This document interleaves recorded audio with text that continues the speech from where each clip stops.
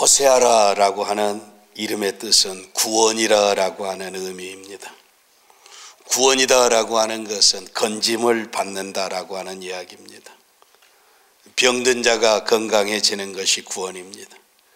가난한 자가 부자가 되는 것이 구원입니다. 죄 가운데서 죽어야 할 인생이 죄 용서함 받고 사는 것이 구원입니다. 지옥 가야 할 인생이 영원히 생명의 나라에 사는 것이 구원입니다.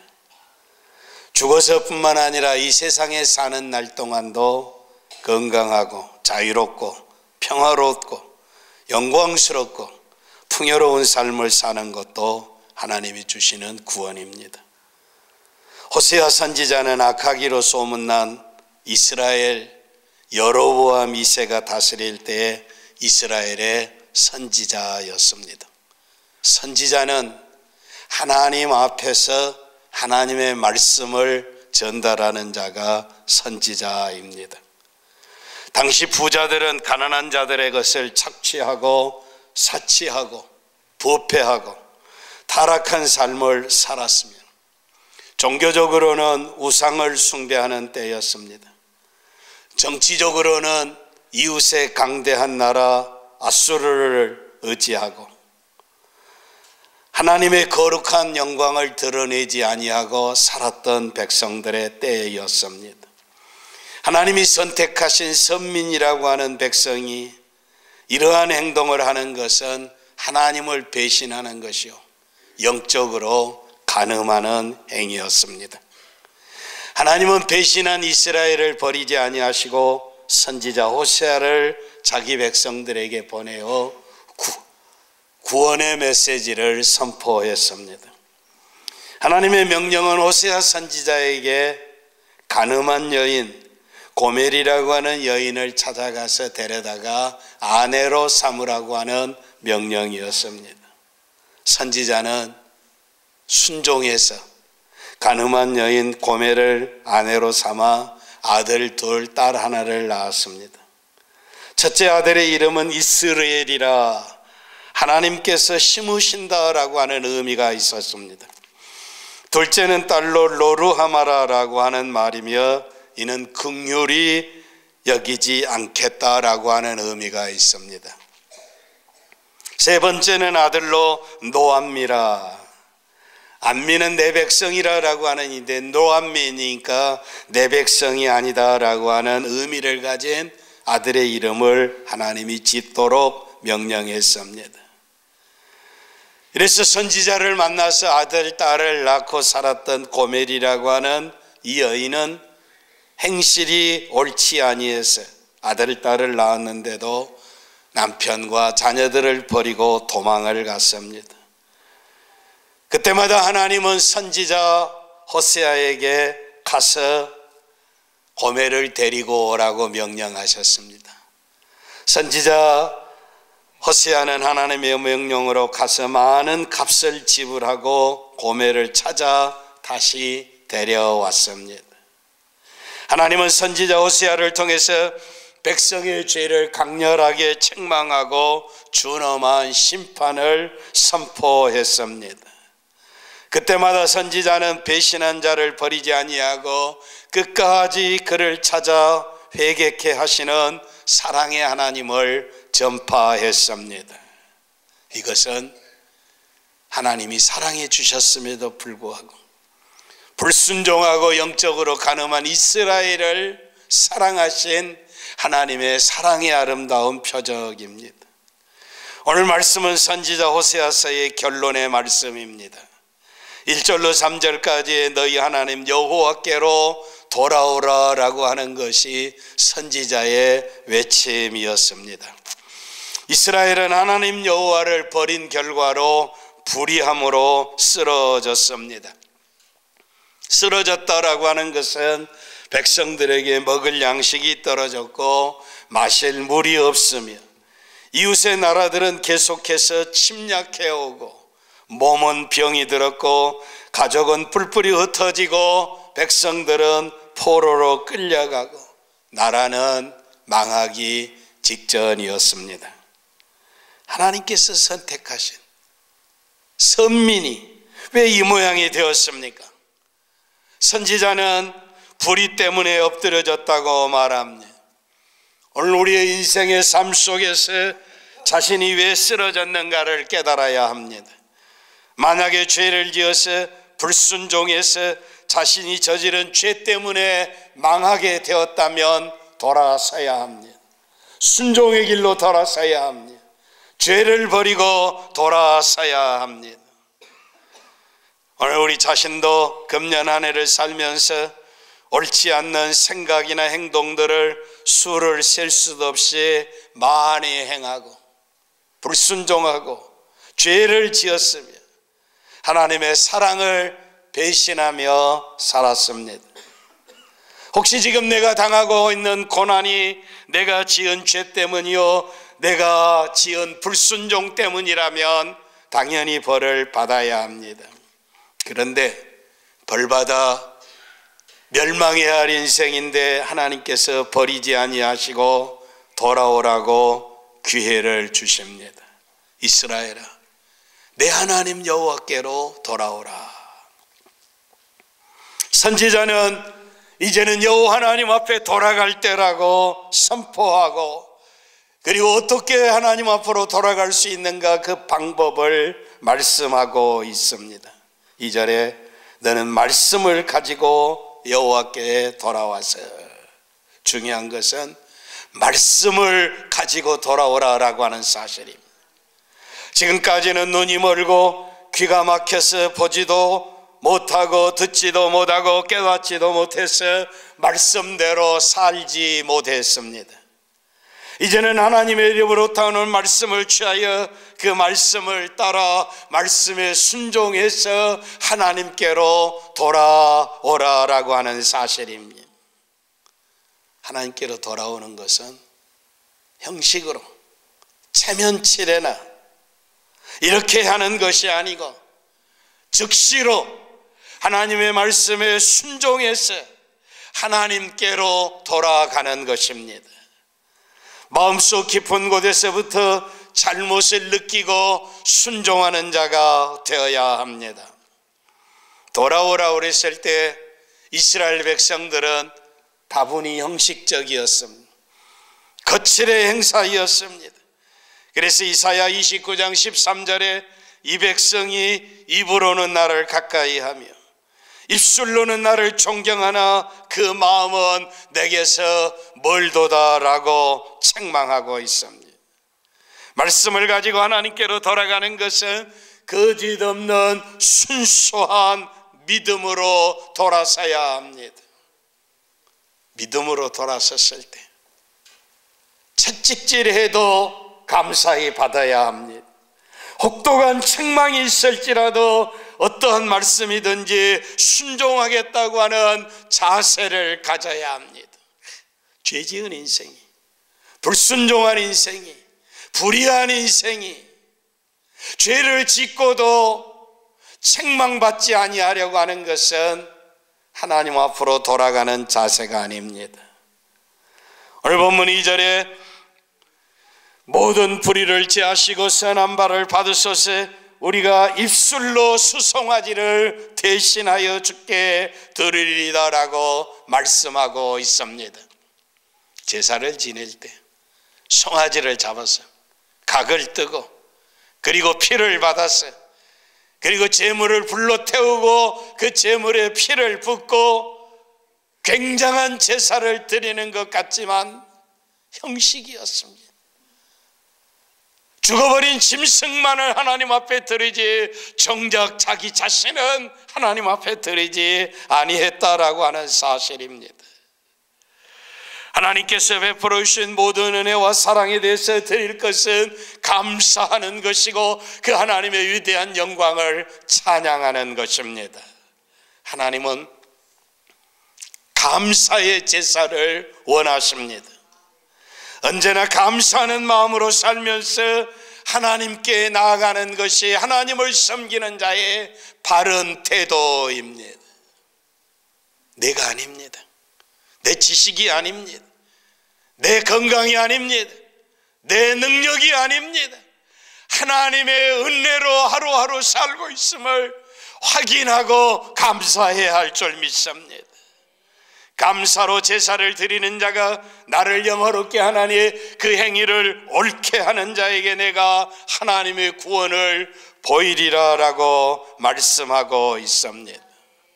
3절에는 구체적인 회개가 나옵니다.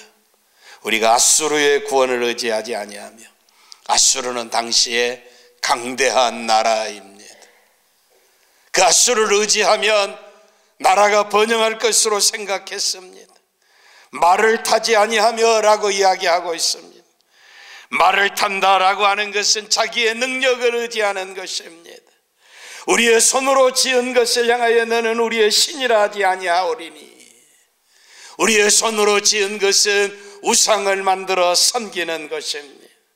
강대국도 아니고 자기의 능력도 아니고 우상도 아니고 오직 하나님만이 창조주이시고 하나님만이 생명이시고 하나님만이 나를 풍성케 하실 분인 것을 믿고 하나님 앞으로 돌아오는 것입니다. 우리가 땅 위에 살아가는 동안 세상과 눈에 보이는 세상에 있는 것들을 의지해서는 아니 됩니다. 그러한 행동은 하나님의 명예를 더럽히는 것이며 갈대 지팡이를 의지하는 것입니다. 길을 걸어가는데 힘이 없으니까 지팡이가 필요합니다. 지팡이가 필요하면 든든한, 부러지지 않는 힘 있는 지팡이가 되어야 하는데, 갈대 지팡이, 물가에 나는 풀잎과 같은 갈대가 지팡이라고 합니다. 그 지팡이는 지푸나 마나입니다. 갈대로 지팡이를 삼는 사람은 없습니다. 그런데 오늘 선지자 호세아를 통해 주시는 말씀이 세상의 강대한 나라들이나 자기의 능력과 지혜나 자기의 열정이나 우상을 숭배하는 것은 갈대 지팡이를 의지하는 것이다 라고 하는 사실입니다. 말을 탄다라고 하는 것은 전쟁터에서 말의 능력을 의지하고 싸우는 것입니다. 전쟁에 많은 군사가 새로운 무기를 많이 소유했다고 해서 승리하는 것은 아닙니다. 인간의 손으로 지은 것들을 섬기는 것은 멸망을 자초하는 독소일 뿐입니다. 세상에서는 재물이나 건강이나 명예나 권세나 지식이나 이런 것들을 힘이라고 이야기합니다. 물론 힘입니다. 그러므로 사람들은 이것을 얻기 위해서, 이 재물을 얻기 위해서, 이 명예를 얻기 위해서, 이 시간을 얻기 위해서, 이 권세를 얻기 위해서 시간과 생명을 바쳐서 일평생을 수고합니다. 믿음으로 사는 우리도 때로는 힘 있는 자를 의지하고, 그리고 자신이 이런 세상에 힘 있는 자가 되려고 노력합니다. 그러나 재물의 진정한 주인이 누구이십니까? 권세의 진정한 주인이 누구이십니까? 건강의 진정한 주인이 누구이십니까? 생명의 진정한 주인이 누구이십니까? 재물의 주인이, 건강의 주인이, 권세의 주인이, 명예의 진정한 주인이 창조주 하나님이시라라고 하는 사실입니다. 왜 건강은 찾는데 생명의 주인이신 하나님은 찾지 않습니까? 왜 지식은 찾기를 원하지만 진정한 지혜의 아버지이신 하나님을 찾지 않습니까? 사람들은 태양을 신으로 숭배합니다.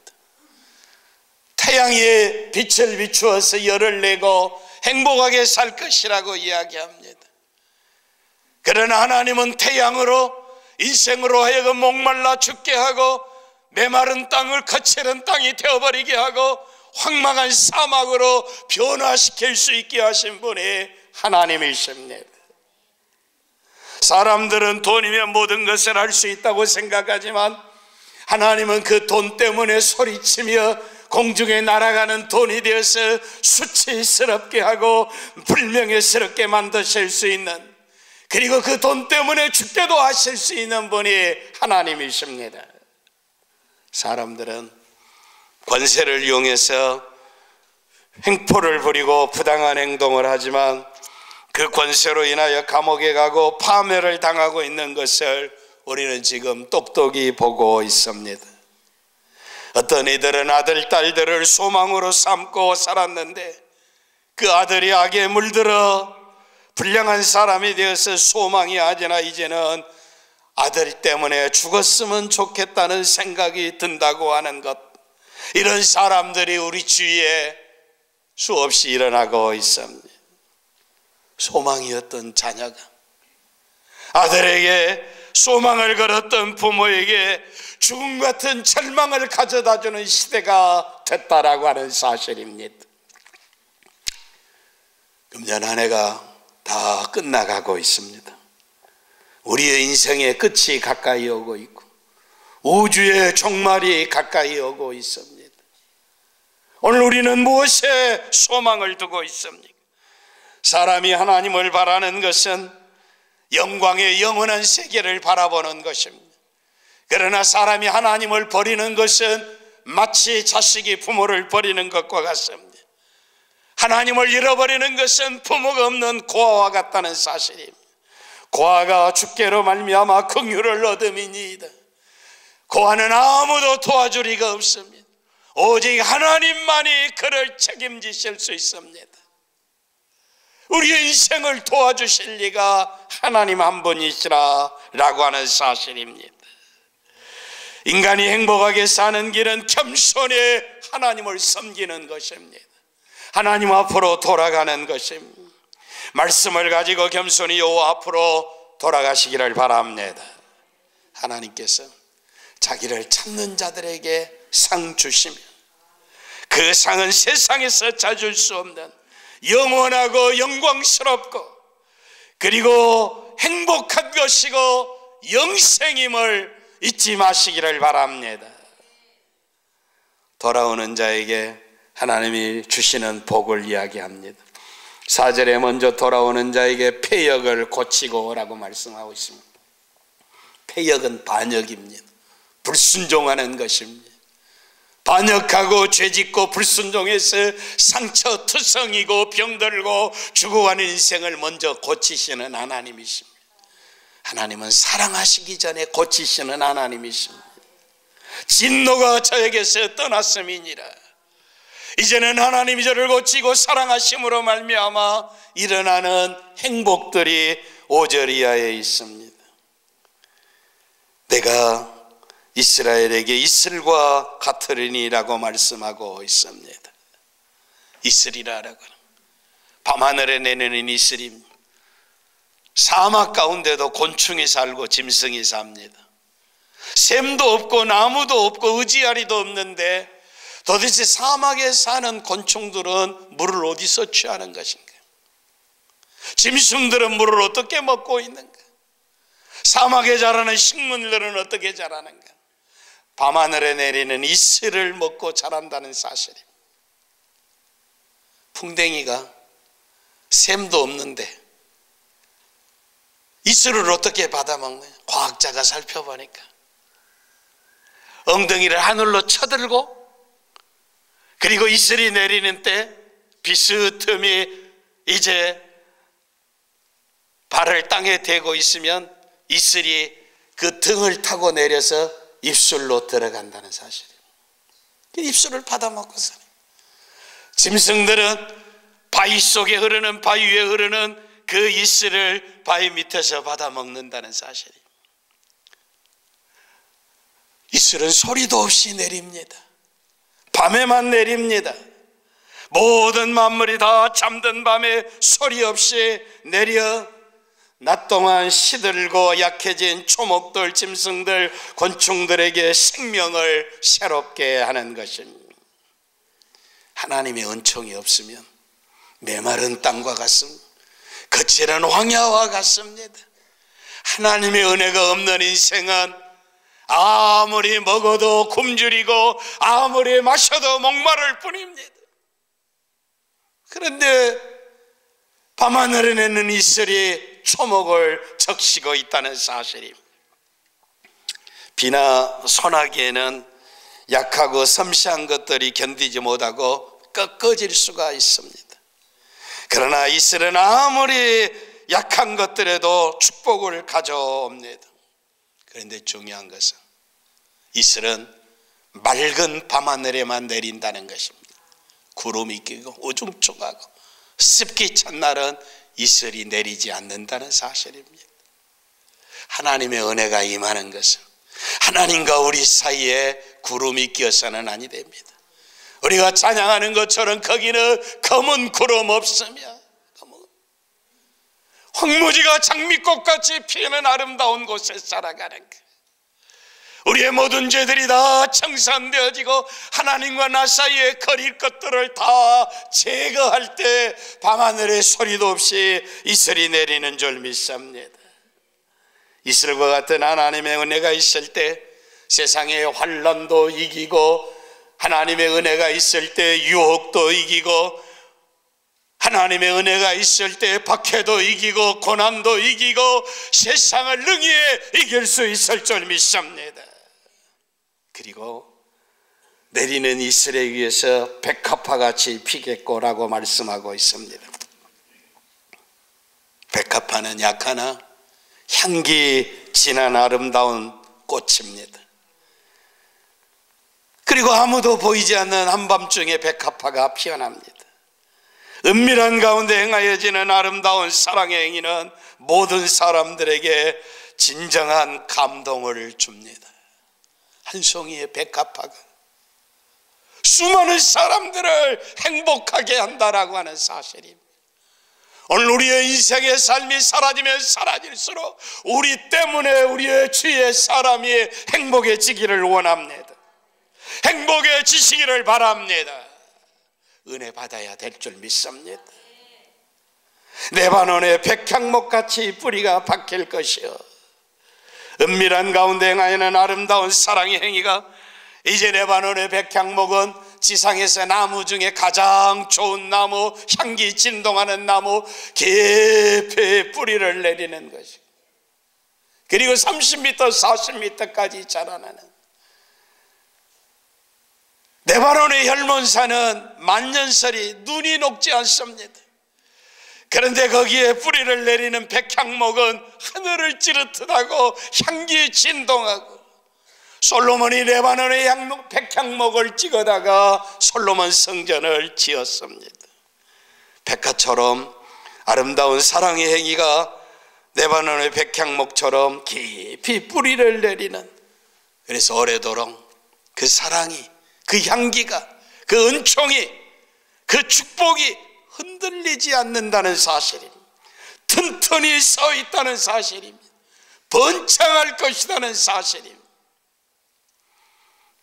부자가 3대를 못 간다는 말이 있는데, 예수 믿는 사람은 의인의 자손은 걸시간 일이 없고 자자손손대대로 자손만대로 복을 받을 것이라고 말씀하시고 있습니다.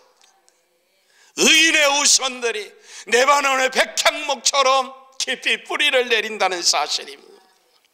가지는 퍼지며라고 6절 말씀합니다.